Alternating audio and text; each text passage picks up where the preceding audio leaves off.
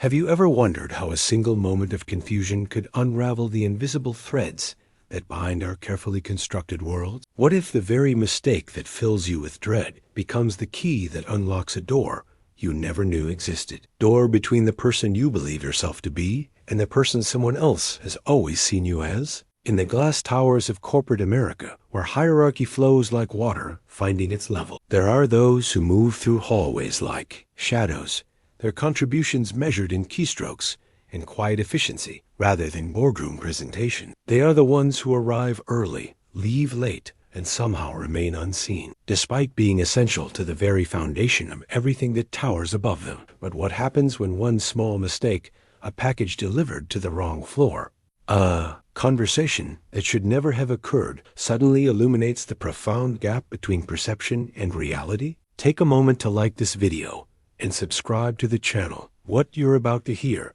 might change the way you see the quiet heroes walking through your own life. The worn employee badge clipped to Maya Chun's cardigan told its own story. The photo had faded to sepia tones, the magnetic strip scratched from countless swipes, the plastic corners rounded from 3 years of nervous fidgeting. At 26, Maya had perfected the art of invisibility within the gleaming walls of Meridian Enterprises, moving through her days like a careful ghost who left no ripples in her wake. 6:45 a.m. found her at her desk on the 32nd floor, a full hour before her official start time. The morning ritual never varied: black coffee in a chipped ceramic mug her mother had given her, a single piece of wheat toast wrapped in paper towel, and the comforting glow of dual monitors displaying spreadsheets that would consume her next 10 hours. Maya preferred these quiet moments before the office filled with voices and ringing phones, before the weight of other people's expectations settled across her shoulders like an invisible cloak. Her cubicle sat in the northeast corner of the floor, positioned strategically near the emergency stairwell. Maya had specifically requested this location during her hiring interview 3 years ago, claiming she enjoyed the natural light from the nearby windows. The truth was simpler and more revealing. She needed multiple escape routes. When anxiety crept up her spine during team meetings, or when her supervisor's voice carried that particular edge of criticism, Maya could slip away to the stairwell, climb 2 flights, and breathe until her heart rate returned to normal. The irony wasn't lost on her that someone so afraid of being seen produced some of the most insightful analytical work in the department. Her quarterly reports dissected market trends with surgical precision. Her data visualizations revealed patterns that others missed, and her predictive models had quietly saved Meridian Enterprises millions and avoided bad investments. Yet Maya's name appeared nowhere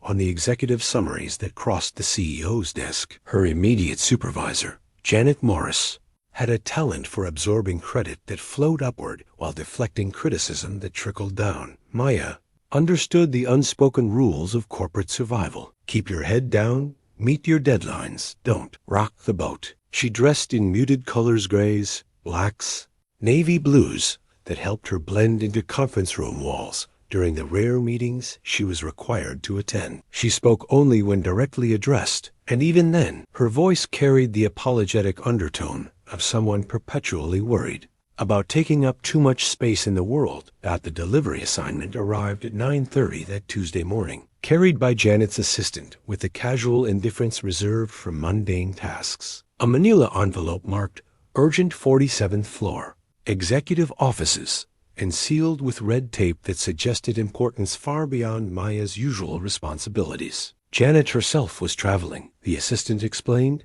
and Maya was the only analyst available for the errand. Maya's stomach tightened as she accepted the package, her fingers automatically checking and rechecking the address label. 47th floor, Executive Territory, a realm she had successfully avoided for 3 years through careful planning and strategic invisibility. The elevator ride alone would be an exercise in contained panic, sharing enclosed space with the kind of confident, powerful people who made decisions that affected thousands of lives with casual authority. But orders were orders, and Maya had never missed a deadline or failed to complete an assignment, no matter how far outside her comfort zone it pushed her. The unmarked package felt heavier in Maya's hands as she approached the elevator bank, its manila surface warm from her nervous grip. The morning rush had ended, leaving the executive elevator relatively empty, a small mercy that allowed her to slip inside without navigating the complex social choreography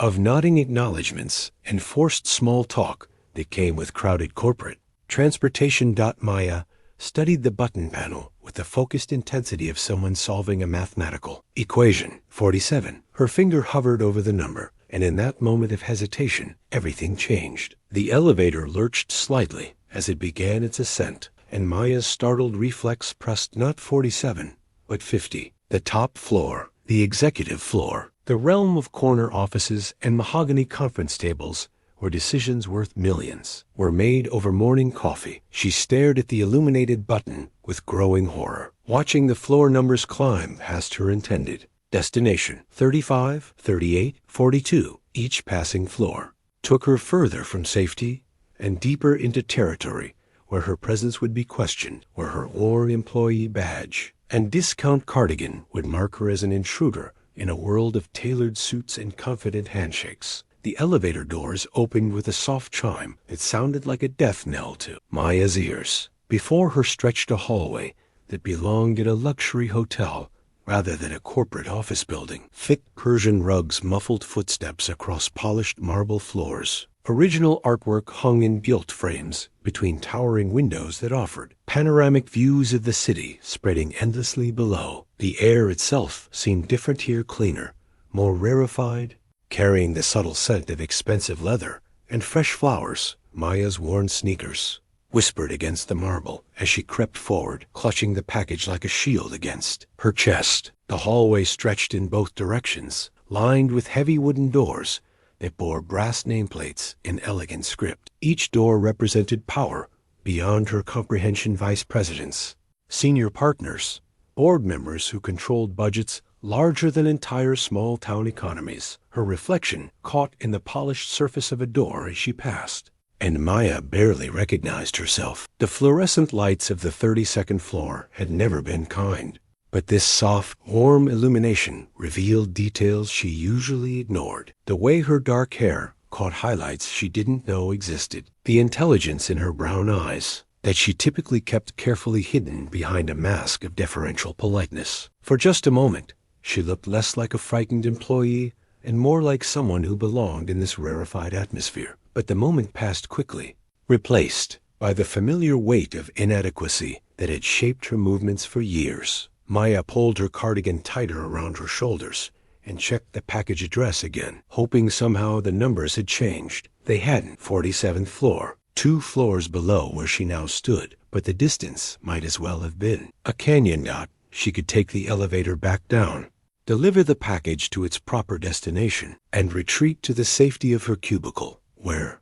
spreadsheets and data analysis provided comfort through their predictable logic. Or she could find the stairwell, walk down 2 flights, and pretend this detour had never happened. Instead, Maya found herself approaching the nearest door, drawn by some impulse she couldn't name. The childhood drawing tucked in Alexander Sterling's desk drawer had been there so long that its edges had yellowed and curled. The crayon wax faded, but still vibrant enough to make out 2 stick figures holding hands beneath a smiling sun. He had carried that drawing with him through prep school, college, business school, and every office he had occupied on his rise to CEO of Meridian Enterprises. 20 years later, it remained his most treasured possession, though he had never told another living soul about its existence or the story behind it. When the soft knock came at his door that Tuesday morning, Alexander expected his assistant with the quarterly reports he had requested. Instead, he looked up to see a young woman standing in his doorway, clutching a manila envelope with the desperate grip of someone holding a life preserver. She was small, perhaps 5'3", with dark hair pulled back in a simple ponytail and brown eyes that seemed to take in everything while trying desperately to remain unnoticed. Something about her face made Alexander's chest tighten with recognition, though he couldn't immediately place why. She wore the uniform of middle management cardigan, sensible shoes, an employee badge that had seen better days, but carried herself with the careful posture of someone accustomed to making herself invisible. When she spoke, her voice was barely above a whisper. "I'm so sorry to disturb you, Mr. Sterling, I have a delivery for the 47th floor, but I seem to have gotten off on the wrong floor. I can take the elevator back down. Alexander rose from his desk, noting how she took an unconscious step backward as he approached. He had learned long ago that his 6'2" frame and position as CEO could intimidate employees, so he kept his movements slow and deliberate, his voice gentle. No need to rush off. What's your name? Maya-chun? I'm in data analysis. 32nd floor. The name hit him like a physical blow, though he managed to keep his expression neutral. Maya-chun. He repeated it silently, testing the syllables against memories that were over 2 decades old. The little girl in his elementary school had been named Maya, though her last name escaped him now. She had been younger than him, perhaps first or second grade to his third, with the same dark hair and serious brown eyes that seemed to see more than most adults. What kind of work do you do in data analysis, Maya? She shifted uncomfortably, clearly, wanting to escape this conversation and return to whatever safe corner of the building she had emerged from. But politeness, or perhaps fear of offending the CEO, kept her rooted in place. Market research, mostly. Consumer behavior patterns. Competitive analysis. Nothing very exciting. Alexander smiled, recognizing false modesty when he heard it. In his experience, the people who claimed their work wasn't exciting were often the ones doing the most innovative thinking. They simply lacked the confidence or platform to share their insights with the world. Where did you grow up, Maya? The question seemed to surprise her, and for a moment, Alexander saw something shift in her expression, a flicker of the curious.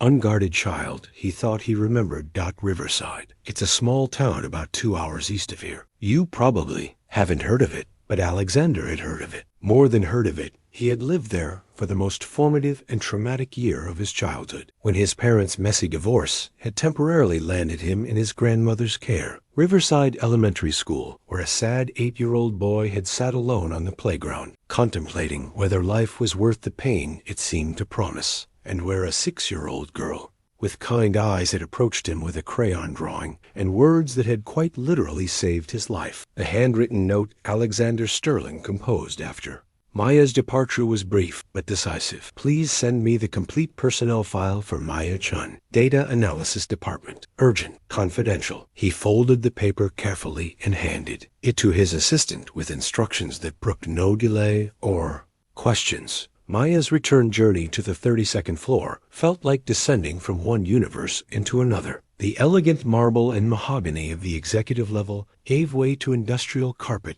and fluorescent lighting. The subtle scent of expensive leather replaced by the familiar amalgamation of coffee, copy toner, and the faint mustiness of an aging building's ventilation system. By the time she reached her cubicle, the encounter with Alexander Sterling felt almost dreamlike in its unreality. But dreams, Maya had learned, often came with consequences in the waking world. Where were you? Janet Morris's assistant, Kevin, appeared at Maya's cubicle partition with the predatory efficiency of someone who had smelled weakness. Janet called looking for you 20 minutes ago. Maya's stomach dropped. Janet was supposed to be traveling until Thursday. An early return usually meant something had gone wrong. And when things went wrong in Janet's world, the blame typically flowed downward until it found the most convenient target. I was delivering a package to the 47th floor. As requested, Kevin's expression suggested he doubted this explanation, though he couldn't quite articulate why. Maya's colleague Sarah, who occupied the neighboring cubicle, looked up from her computer with curiosity that Maya hoped wouldn't translate into gossip. By lunchtime, the package was marked urgent, Maya added, hoping to forestall further questions. The delivery took longer than expected.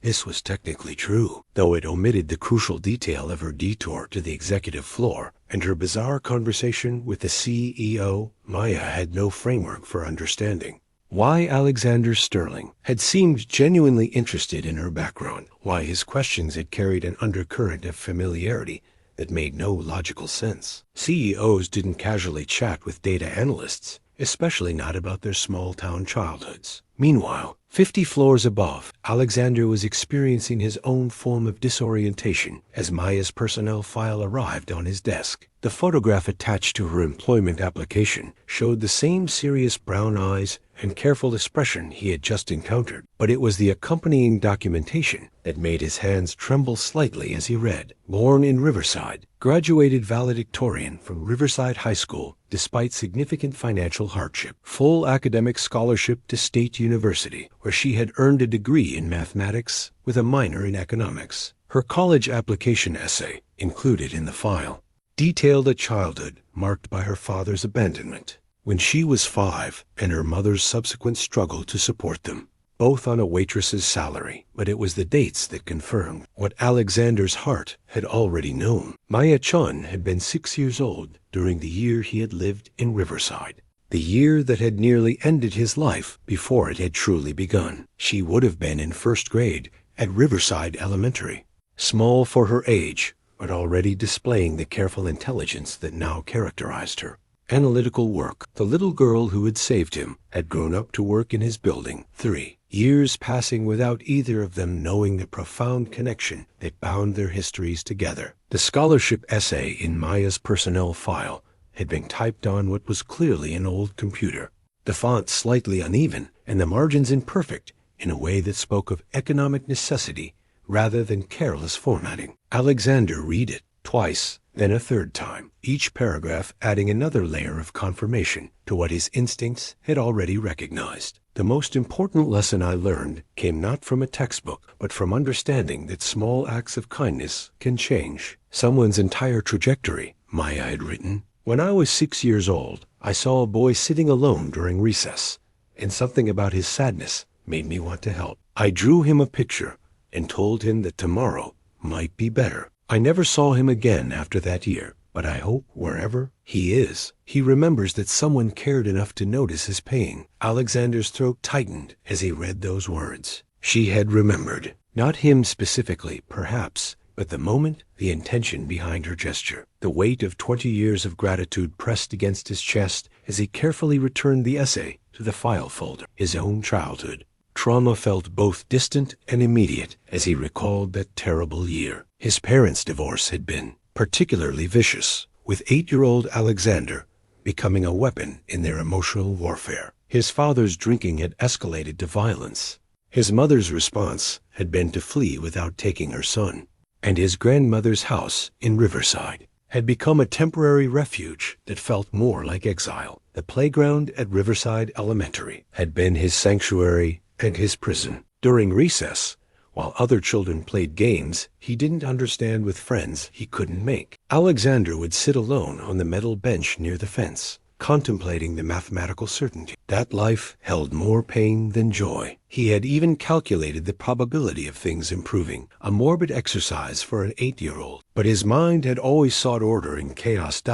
On that particular day in October, the probability had seemed especially low. His father had called a night before, drunk and angry, threatening to take Alexander back to a house where broken glass and shouted. Accusations were standard features of the landscape. His grandmother, kind but overwhelmed, had cried quietly in the kitchen while she thought he was sleeping, and then Maya had appeared. She was so small that Alexander's first thought was that she might be a kindergartner who had wandered onto the wrong playground. Her dark hair was in pigtails held with mismatched rubber bands, and she wore a dress that was clean but clearly handmade, with uneven stitching that suggested loving hands working with limited resources. Hi, she had said, settling beside him on the bench without invitation. You look sad. Alexander had been too surprised to respond immediately. Children in his experience were either cruel or indifferent, but this little girl radiated a warmth that seemed to create its own gravitational field. I made this for you, she had continued, producing the crayon drawing from her pocket. It shows yous being friends. See? The sun is smiling because happy things can happen. The picture was simple 2 stick figures holding hands beneath a yellow sun with a curved smile, but to Alexander, it had represented proof that kindness existed in the world, that someone could see his pain and choose to address it rather than ignore it. The data visualization Maya had created 3 months earlier remained buried in a departmental folder, its elegant charts and profound insights invisible to the executives who could have acted on its recommendations. The analysis had taken her 6 weeks of after-hours work, diving deep into consumer behavior patterns that revealed a massive shift in market preferences that could have saved Meridian Enterprises from a costly misstep in their product development strategy. Maya had titled her report, Emerging Consumer Consciousness: How Sustainability Metrics Are Reshaping Purchase Decisions Across Key Demographics. The data told a compelling story. Traditional marketing approaches were not just failing. They were actively alienating younger consumers who prioritized environmental responsibility over brand loyalty. Her predictive models suggested that companies ignoring this trend would lose significant market share within 18 months. When she had submitted the analysis to Janet Morris, Maya had included a cover memo outlining potential applications for Meridian's upcoming product launch. She had even prepared supplementary materials, focus group questions, prototype testing protocols, and partnership recommendations with sustainable suppliers. The work represented some of the most innovative thinking in the industry, combining traditional analytical methods with emerging behavioral psychology research. Janet had accepted the report with the distracted acknowledgement she reserved for routine submissions. 2 weeks later, when the executive team announced their decision to partner with a sustainable packaging company and pivot their marketing strategy toward environmental consciousness, Maya watched from her cubicle as her ideas were presented by Janet to a room full of vice presidents who nodded appreciatively at the innovative thinking being demonstrated. The financial impact had been immediate and substantial. The new strategy had not only prevented a projected $12 million loss, but had actually generated $8 million in additional revenue through expanded market share. Maya knew these numbers because she tracked everything, habit born from her mother's necessity to account for every dollar during their lean years.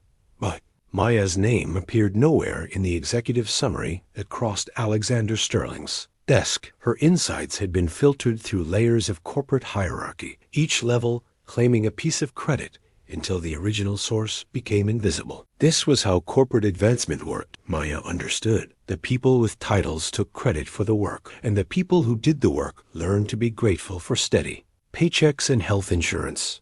The loneliness of this arrangement settled around Maya like a familiar blanket as she returned to her daily routine following the strange encounter with the CEO. Her cubicle felt smaller somehow, the fluorescent lights more harsh, the steady hum of office machinery more oppressive. She found herself stealing glances toward the elevator bank, wondering if she had imagined the warmth in Alexander Sterling's voice, the genuine interest in his questions about her background. More troubling was the way the conversation had stirred memories she usually kept carefully contained. Riverside felt like another lifetime, a collection of experiences belonging to a different version of herself. The little girl who had approached lonely children on playgrounds bore little resemblance to the woman who now spent her lunch breaks hiding in bathroom stalls to avoid unwanted social interactions. Maya's phone buzzed with a text from her mother. "How's my brilliant daughter today? Remember, you're changing the world, even when it doesn't feel like it." The message was typical of her mother's unwavering faith in Maya's potential, faith that felt increasingly divorced from reality as Maya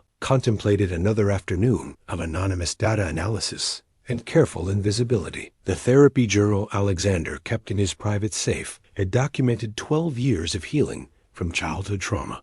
Page after page of handwritten entries that traced his journey from a suicidal 8-year-old to a successful CEO who still woke, some mornings with tears on his cheeks, from dreams about the little girl who had saved his life. The most recent entries all focused on the same impossible question: how do you repay someone who doesn't know they gave you everything? Alexander had tried finding Maya for years, hiring private investigators who came back with nothing more substantial than expired forwarding addresses and dead-end employment records. Riverside Elementary had long since been demolished, its records scattered or destroyed. The few teachers he managed to locate remembered neither him nor Maya specifically, just 2 more faces in decades of students who had passed through their classrooms. But now she was here, 50 floors below his office, probably returning to a cubicle where her extraordinary talents were systematically overlooked and undervalued. The personnel file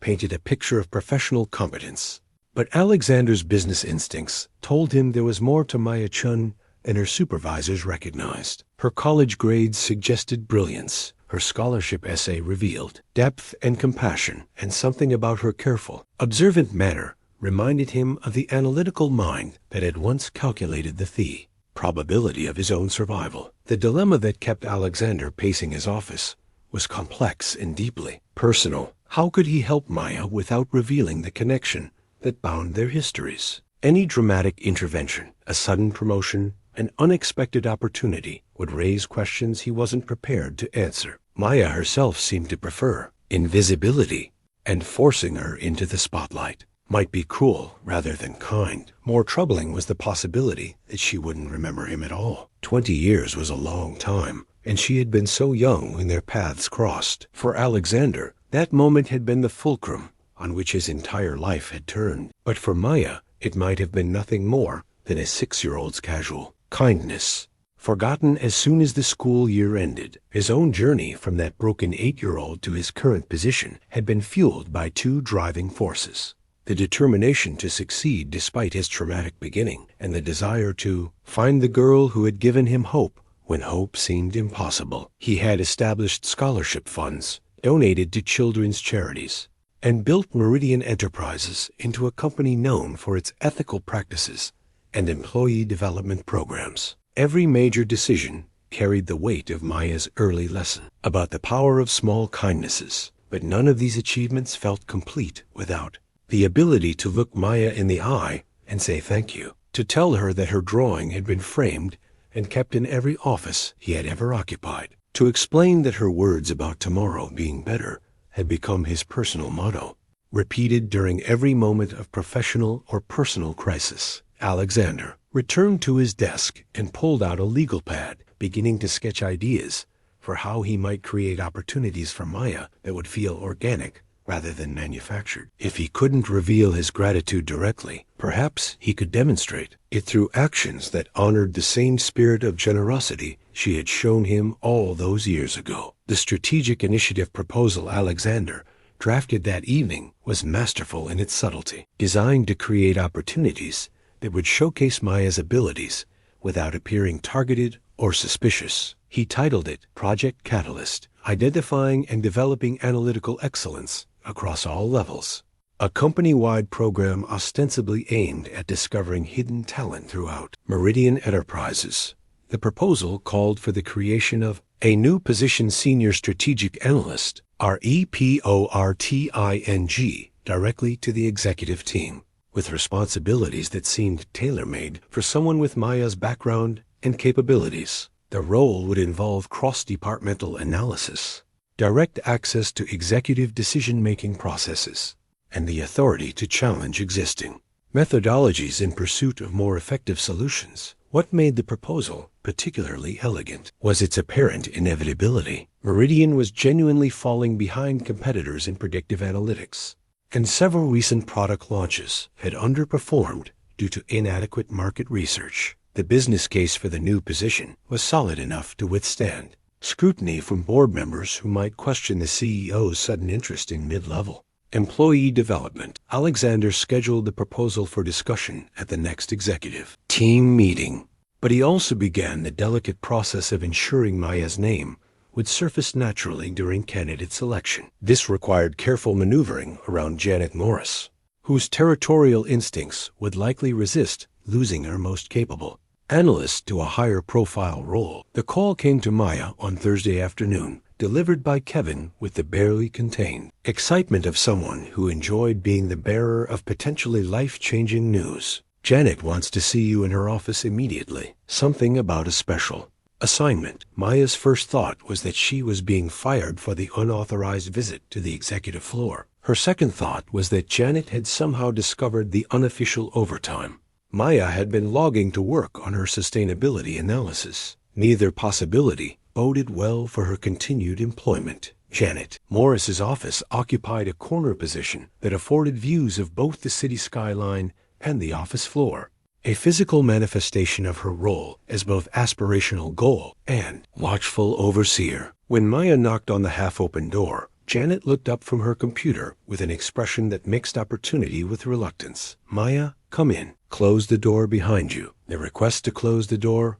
elevated Maya's anxiety to near panic levels. In her 3 years at Meridian, private conversations with Janet had been rare and usually unpleasant discussions of missed deadlines, corrections to analytical errors, or reminders about proper protocol for various administrative procedures. "I've received an unusual request from the executive team," Janet began without preamble. "They're creating a new position, Senior Strategic Analyst, and they've asked department heads to recommend candidates for consideration." Maya's confusion must have shown on her face, because Janet continued with barely concealed irritation. "The role would involve working directly with senior management on high-level strategic initiatives. It's a significant step up from your current responsibilities." The pause that followed felt weighted with unspoken complexities. Maya could almost see Janet's internal calculation, the loss of a productive employee against the political advantages of having placed someone in an executive-level position. "I want to be clear that this wasn't my idea," Janet added. "Your work here has been adequate, but apparently someone upstairs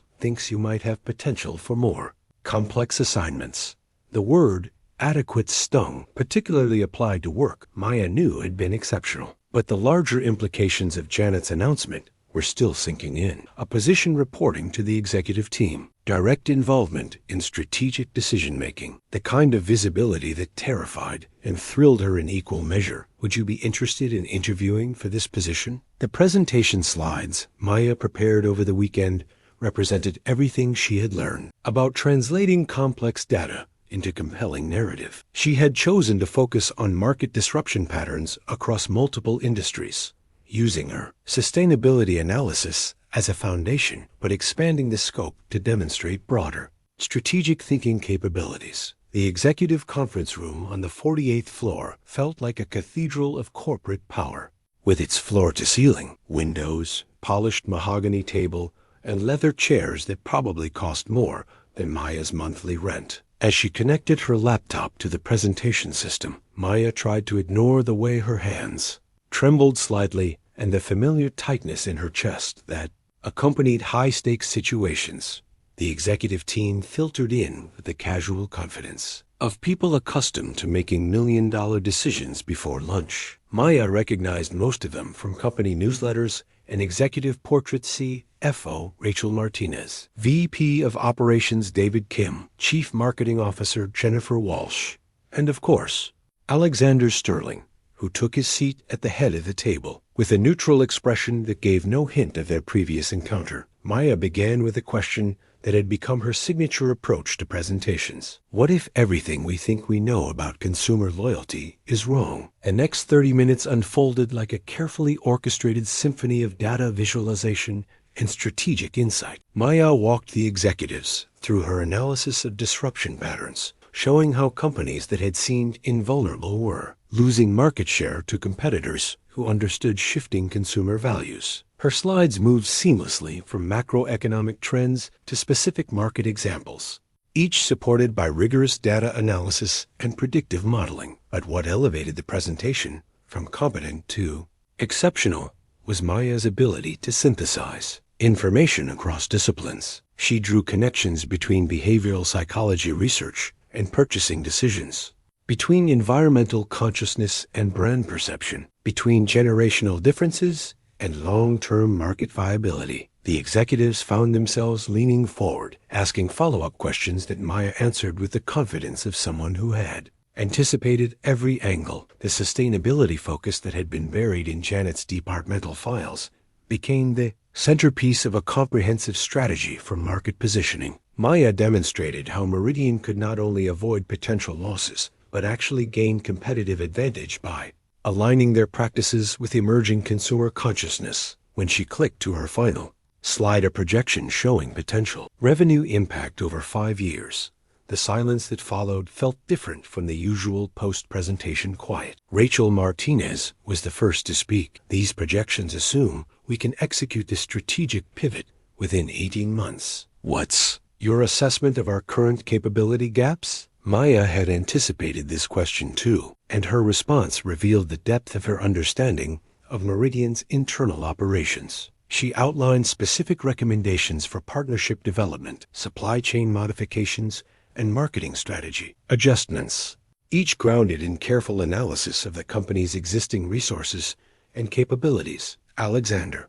Sterling watched this exchange with growing amazement. The nervous woman who had stood in his office clutching a manila envelope had transformed into a strategic thinker whose insights could reshape their entire approach to market positioning. Her analysis was more sophisticated than anything he had seen from consultants charging 10 times her salary. More than that, he could see glimpses of the 6-year-old who had approached a lonely boy with such natural wisdom. The same instinct that had led her to offer kindness to a stranger now guided her ability to identify opportunities others missed. The hospital bracelet Alexander kept in his desk drawer was sized for a child's wrist.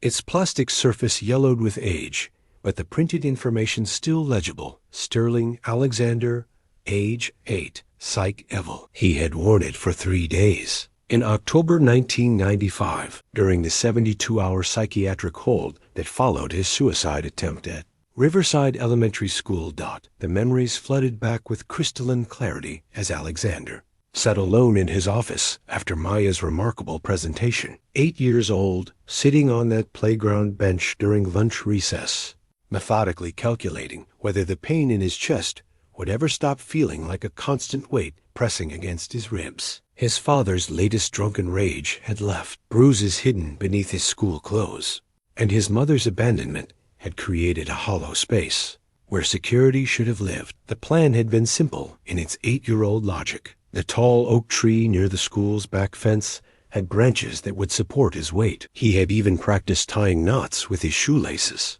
approaching the problem with the same methodical precision he would later bring to business strategy. Death seemed like a reasonable solution to an equation that had no other positive outcomes. He had been walking toward the tree when Maya appeared. She couldn't have been more than 6 years old, small even for her age, wearing a homemade dress, with uneven hem that suggested her family's financial circumstances weren't much better than his emotional ones. But she radiated something Alexander had never encountered before, an uncomplicated kindness that seemed to exist independent of circumstance or expectation. "You look really sad," she had said, falling into step beside him without invitation. "My mom says when people look that sad, they need someone to remind them about good things." Alexander had stopped walking, partly from surprise and partly because something in her voice made him want to listen. In his experience, children were either cruel or indifferent, but this little girl seemed genuinely concerned about a stranger's welfare.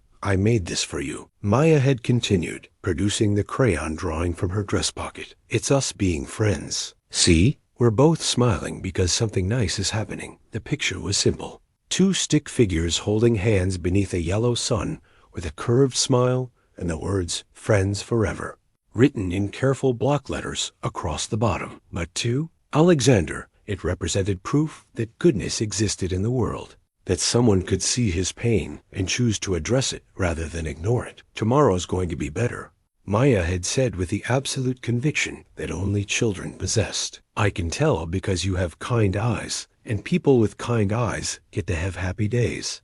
She had pressed the drawing into his hands and skipped away toward the playground equipment, leaving Alexander standing beneath the oak tree with tears streaming down his face. But they weren't tears of despair anymore. They were tears of recognition, of gratitude, of a hope so fragile he was afraid to examine it too closely. He never made it to the hospital that day because of a suicide attempt. Instead, he was taken there 3 days later when a teacher noticed the bruises his father had left and called child services. The psychiatric evaluation had been routine, and the social worker had been kind. But it was Maya's drawing that had given him the strength to tell the truth about his home situation. The drawing had been with him through every foster placement, every therapy session, every moment when the darkness threatened to return. The coffee shop receipt Maya kept as a bookmark was from their first informal meeting, crumpled and coffee-stained, but representing something precious she couldn't quite name. "Double shot latte, no foam, Tuesday 2:47 p.m. became a tangible reminder that Alexander Sterling, CEO of Meridian Enterprises, had asked her to join him for coffee to discuss her transition into the senior strategic analyst role. Maya's promotion had been announced company-wide on Monday morning. generating a mix of congratulations and barely concealed resentment from colleagues who couldn't understand how someone from the 32nd floor had leapfrogged into executive territory. The whispered conversations that followed her through hallways carried undertones of suspicion. What had she done to earn such rapid advancement? What connections had she leveraged? What favors had been exchanged? But Tuesday afternoon's coffee meeting felt different from the formal corporate interactions Maya had expected. Alexander had suggested the small cafe on the building's ground level rather than his office, creating a space that felt more like conversation between equals than a hierarchical briefing. When he arrived exactly on time, carrying his own coffee and wearing a casual sweater instead of his usual suit jacket, Maya began to understand that this was meant to be personal rather than professional. "Tell me about your analytical process," he had said, settling into the chair across from her with genuine curiosity. "How do you see patterns that others miss?" The question unlocked something in Maya that formal presentations never could. Away from conference rooms and executive expectations, she found herself describing her approach to data analysis with a passion she usually kept carefully hidden. She talked about the way numbers told stories, how statistical patterns revealed human motivations, how seemingly unrelated trends could be woven together to predict future behaviors. Alexander listened with the focused attention of someone who understood the difference between hearing and truly comprehending. His follow-up questions demonstrated not just intelligence, but insight. He grasped the nuances of her methodology and pushed her to explore implications she hadn't considered. "You mentioned growing up in Riverside," he said during a natural pause in their conversation. "That must have been a close-knit community." Maya's expression shifted slightly, the way it always did when personal topics surfaced in professional settings. "Small town, limited opportunities. My mother worked at the diner on Main Street. We didn't have much, but she made sure I understood that education was the path to something better." Alexander nodded, filing away each detail while maintaining his careful neutrality. "Did you have friends there? Other children who shared your love of learning?" "Not really. I was always the serious one, more interested in books than playground games." Maya paused, a memory flickering across her features. "There was one boy, though. He seemed so sad all the time. I remember wanting to help him somehow, but he disappeared before I could really get to know him." The coffee in Alexander's cup had grown cold. As he absorbed this casual mention of their shared past, Maya's unconscious memory of him felt like a gift and a burden simultaneously. She remembered the sadness, the desire to help, but not the specific moment that had changed his life forever. The school yearbook Alexander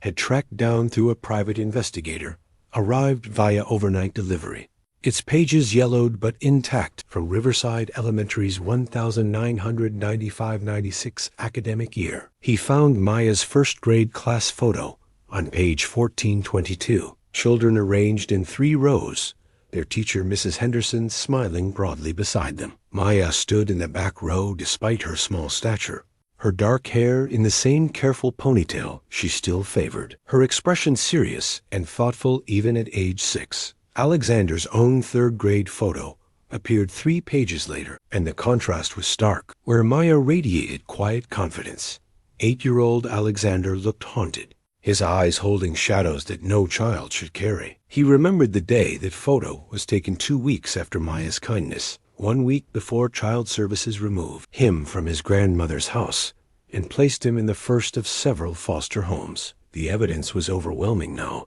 each piece of documentation adding another layer of confirmation to what his heart had known from the moment Maya had mentioned Riverside. Birth certificates confirmed their overlapping time at the school. Class schedules showed they would have shared the same lunch period and recess times. Even their home addresses, obtained through property records, placed them within walking distance of each other during that crucial year. But perhaps the most compelling evidence lay in Maya's own unconscious behaviors. Alexander had begun noticing details that seemed insignificant individually, but formed a pattern when viewed collectively. The way she approached problems with the same methodical precision he remembered from her careful explanation of friendship on that playground. Her instinctive kindness toward junior employees who seemed overwhelmed or struggling. The way she tilted her head slightly when concentrating, exactly as she had when explaining why tomorrow would be better. Maya herself remained unaware of these connections, focused instead on navigating the complex dynamics of her new role. The transition from data analyst to senior strategic advisor had thrust her into meetings where million-dollar decisions were debated, where her insights carried weight that both thrilled and terrified her. She was good at the work, brilliant, even, but the imposter syndrome that had always shadowed her achievements had intensified proportionally with her. New responsibilities.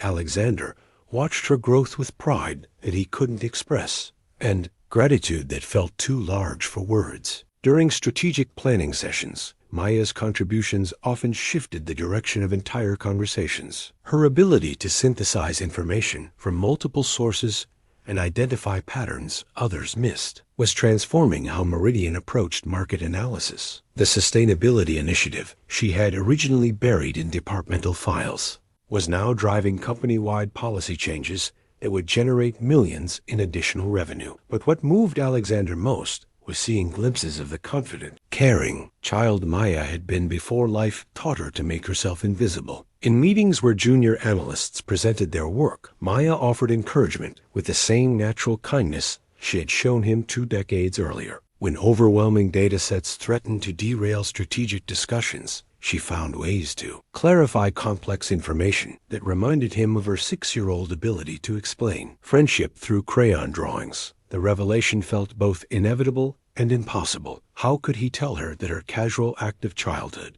kindness had literally saved his life without seeming manipulative or overwhelming? The board meeting minutes documenting Maya's promotion to senior strategic analyst represented more than career advancement. They were evidence of a transformation that had rippled through multiple departments at Meridian Enterprises. Her innovative approaches to market analysis had already influenced 3 major strategic decisions, and her mentorship of junior analysts was creating a cultural shift toward more collaborative and inclusive problem-solving. But success came with complications Maya hadn't anticipated. The whispered conversations that followed her through office hallways had evolved from curious speculation to outright resentment. Colleagues who had ignored her for 3 years now watched her every interaction with the executive team, analyzing each meeting invitation and coffee conversation for signs of impropriety or favoritism. The accusations reached a crescendo during a particularly tense departmental meeting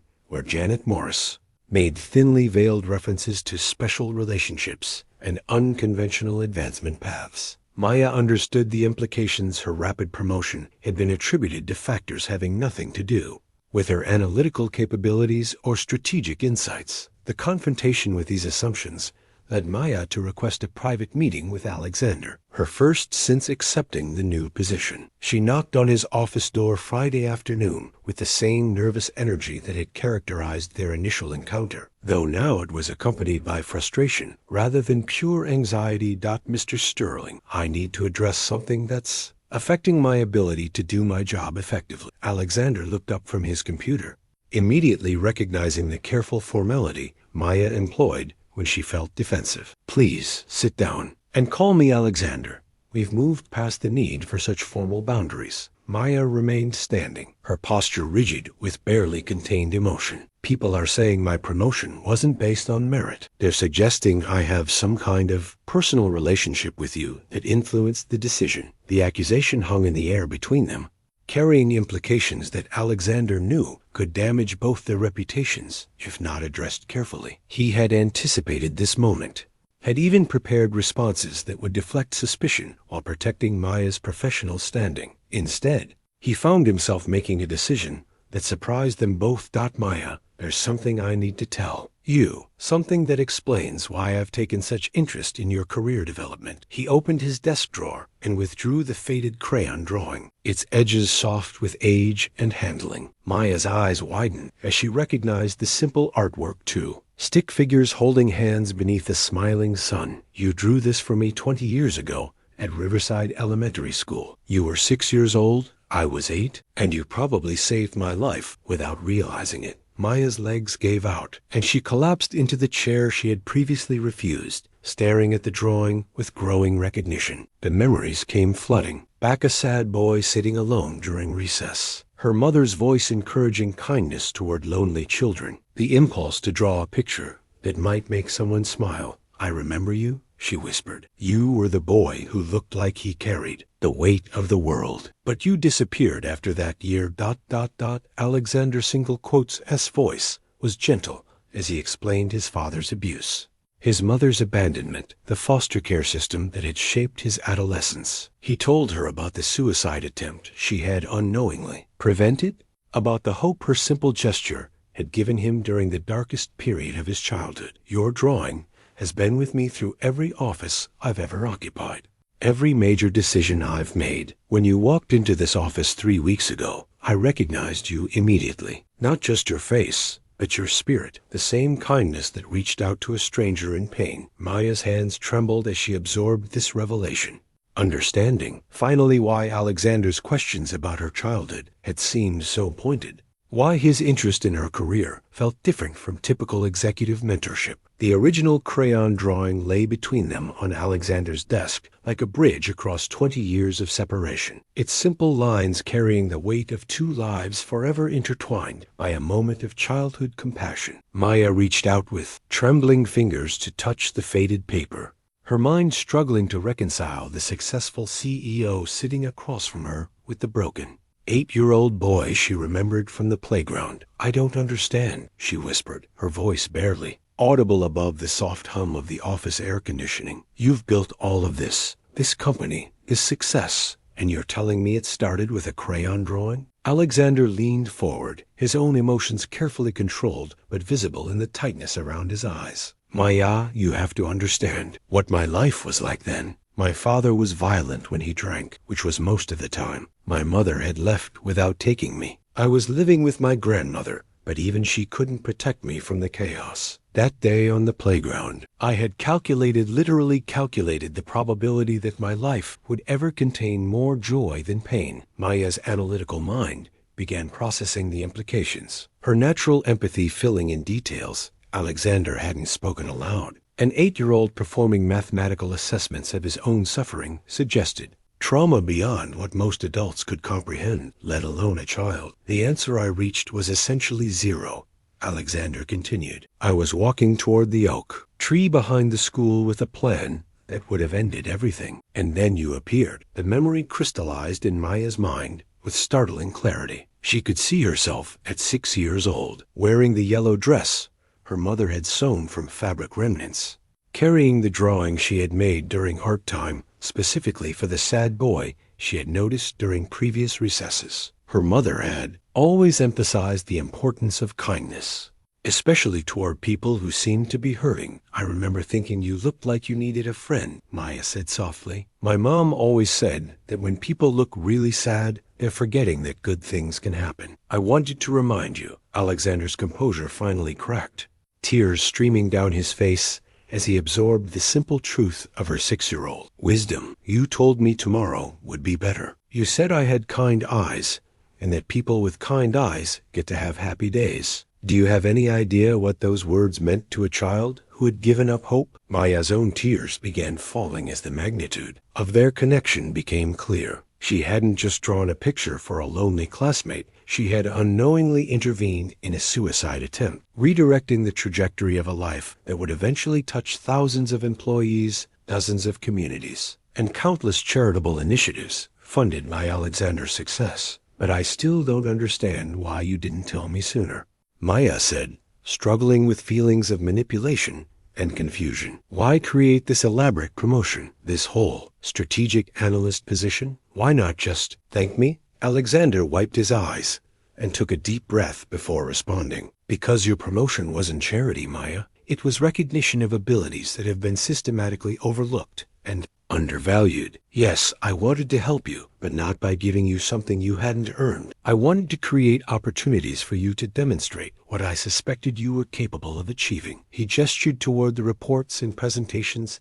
scattered across his desk, evidence of Maya's exceptional work over the past month. "Everything you've accomplished since taking this position has been based on your own merit, your own insights, your own strategic thinking. I simply removed the barriers that were preventing your talents from being recognized." Maya stared at the crayon drawing, seeing it now not just as childhood artwork, but as a symbol of how small acts of kindness could ripple forward through time in ways impossible to predict or measure. Her 6-year-old self had reached out to help a stranger, and 20 years later, that stranger had reached back to help her. The resignation letter Maya drafted that weekend existed in multiple versions: angry, confused, grateful, suspicious, each reflecting a different facet of her emotional turmoil as she struggled to process Alexander's revelation. The final version, saved in a document folder she would never send, captured her deepest fear that everything she had achieved was tainted by circumstances beyond her control rather than recognition of her genuine capabilities. Maya spent Saturday walking through the city, phone calls from concerned friends going unanswered as she tried to untangle the complex web of emotions surrounding her connection with Alexander. The logical part of her mind, the analytical framework that had guided her professional success, recognized the sincerity in his explanation. His tears had been real, his gratitude genuine, and his respect for her work evident in every interaction they had shared. But the emotional landscape was more complicated. Maya had spent her entire career fighting against the assumption that women advanced through relationships rather than merit. She had deliberately avoided office politics, networking events, and the kind of strategic visibility that might accelerate her career, specifically to ensure that her achievements could never be questioned on those grounds. Now, she found herself in the exact situation she had worked so hard to avoid, even though the circumstances were completely beyond her control. How could she explain to skeptical colleagues that her promotion was based on a childhood incident she had completely forgotten until this week? How could she prove that her strategic insights were genuine when they were being evaluated through the lens of apparent favoritism? Sunday evening brought a phone call from her mother, whose intuitive understanding of Maya's struggles had always provided clarity during moments of confusion. After listening to Maya's carefully edited version of recent events, she couldn't bring herself to reveal the full scope of Alexander's childhood trauma. Her mother offered the perspective that only unconditional love could provide. "Sweetheart, you've been worried about proving yourself your entire life, but you've already proven everything that matters. The work speaks for itself. The insights you've developed, the strategies you've recommended, the positive changes you've implemented, none of that happened because someone felt sorry for you. It happened because you're exceptional at what you do." Maya found herself crying as her mother continued, "You know what I taught you about kindness when you were little? That it always comes back to us, though usually not in ways we recognize. Maybe this is just the universe's way of making sure good people find each other when they need support." Monday morning arrived with a decision that surprised Maya herself. Instead of submitting her resignation or requesting a transfer back to the analytical department, she chose to embrace the complexity of her situation. The conversation with Alexander had revealed not just their shared past, but also his genuine respect for her professional capabilities. During their next strategic planning meeting, Maya presented her analysis with the same confidence and insight that had characterized her work before learning about their connection. The difference was that now she understood the full context of Alexander's support, not as favoritism, but as recognition from someone who understood both the power of kindness and the importance of ensuring that exceptional talent received the opportunities it deserved. The company newsletter announcing Maya's innovative mentorship program represented more than career advancement. It symbolized the transformation of her understanding about visibility and its relationship to impact. The Catalyst initiative she had developed paired senior analysts with junior employees whose talents were being overlooked, creating pathways for recognition that transcended traditional hierarchical structures. Maya's approach to the program reflected the same systematic thinking that characterized her market analysis work, but with a deeply personal understanding of what it meant to feel invisible within a large organization. She had identified 17 employees across various departments whose contributions were being systematically undervalued, each representing a different aspect of the institutional barriers that prevented exceptional work from reaching decision makers. First success story emerged within 6 weeks. David Park, a junior accountant whose fraud detection algorithms had been dismissed by his immediate supervisor, found himself presenting his findings directly to the CFO after Maya facilitated the connection. His methodology ended up saving Meridian Enterprises over $2 million in potential losses, while revolutionizing their approach to financial risk assessment. Similar patterns repeated across multiple departments. Maya discovered that the company was filled with people like her former self-brilliant, dedicated employees whose voices were lost in the noise of corporate hierarchy. Her program didn't just create opportunities. It fundamentally challenged the assumptions about where innovation originated within the organization. Alexander watched Maya's development with pride that went beyond their personal connection. She had evolved from someone who actively avoided attention to a leader who understood that visibility could be wielded as a tool for creating positive change. During executive meetings, her insights carried weight that extended far beyond analytical expertise. She had become a voice for institutional equity that influenced decisions at the highest levels. The transformation wasn't without challenges. Some senior managers resisted having their traditional authority structures questioned,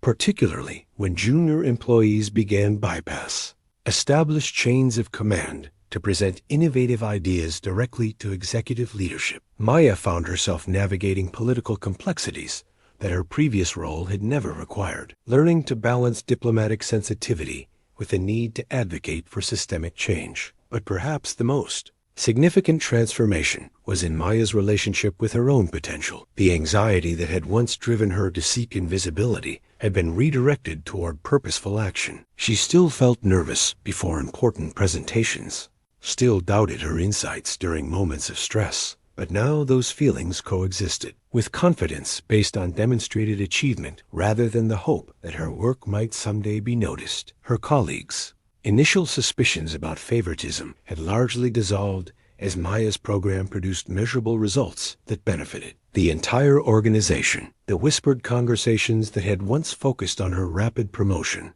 now centered on recommendations for employees who might benefit from Catalyst Initiative mentorship. Even Janet Morris, who had initially resented losing her most productive analyst, began referring promising candidates to Maya's program after seeing how it enhanced rather than threatened departmental performance. The zero-sum mentality that had characterized much of Meridian's internal culture was slowly being replaced by recognition that developing talent at all levels strengthened the organization's competitive position. Maya's office on the 47th floor, the floor she had originally intended to visit with her misdirected package, had become a destination for employees seeking guidance, opportunity, and the kind of authentic recognition that transformed careers and lives. The scholarship fund certificate hanging in Maya's office bore both their names. The Maya Chun Foundation for Underrepresented Students, established in partnership with Sterling Educational Initiative, representing the culmination of a year that had transformed not just two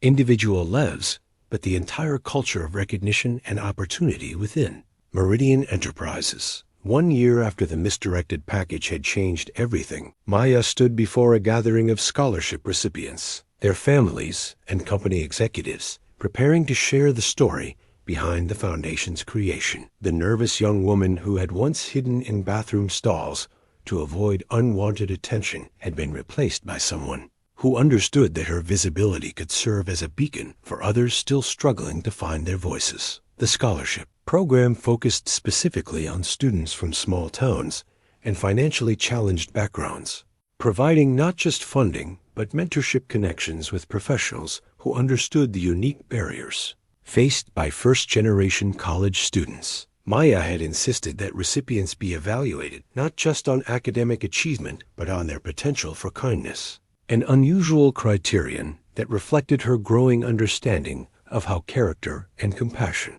could ripple forward through time in unpredictable ways. Alexander watched from the audience as Maya addressed the scholarship recipients with the same natural warmth she had displayed as a 6-year-old approaching a lonely boy on a playground. Her words carried the authority of someone who had lived the journey from invisibility to influence, but they retained the gentle encouragement that had characterized her personality since childhood. She told them about the power of small gestures, about the importance of reaching out to people who seemed isolated or overlooked, about the way individual acts of kindness could create profound changes that might not be visible for years or even decades. She didn't mention the specific story of her connection with Alexander that remained private between them, but she spoke eloquently about the responsibility that came with receiving opportunities and the importance of creating similar opportunities for others. The foundation had already awarded its first round of scholarships to 12 students,